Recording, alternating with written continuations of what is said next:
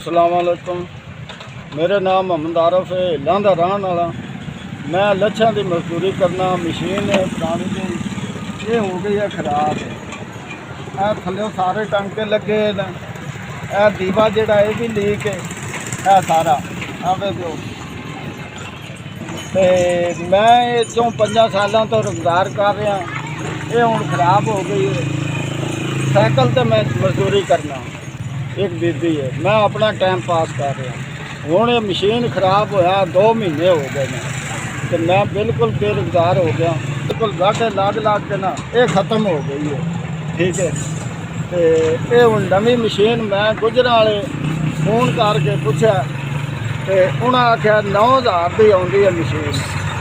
तो मेरे को इतनी गुंजाइश नहीं है, इतना खर्चा नहीं है कोल जिहड़ा मैं मशीन लै सका। ठीक है, अगर ये नवी मशीन आ जाए तो मेरा रोजगार चल जाए, घर का खर्चा टुर पौसीगा। साइकिल तो मैं चलाने वाला, समझा।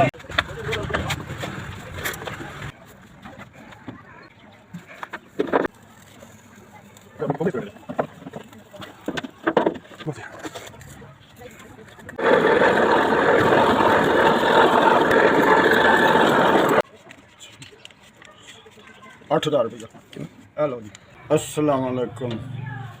सरकार मशीन लभ गई मैनू बेहतरीन, उतों 9000 की लभदी आई, तो मैं उतों नालों इतों लभ गई 8000 की लाना है, तो दिहाड़ी भी पड़नी है।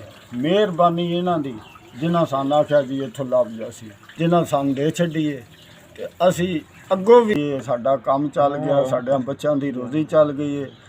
असी दुआई देंदे रहांगे, तुहानू अल्लाह तौफीक देंदा रहे, गरीबां बंदियां दी इमदाद करनी। ठीक है ना, असी दुआवां तुहानू देंदे रहांगे। इंशाअल्लाह असी बार बार दुआवां देने, तुहानू खुदा चोखा देवे, गरीबां बंदियां दी इमदाद करते रहो, हाथ बन के दुआई देंदे रहांगे। बहुत बहुत मेहरबानी जिन्हां सानू मशीन ये दे दित्ती है।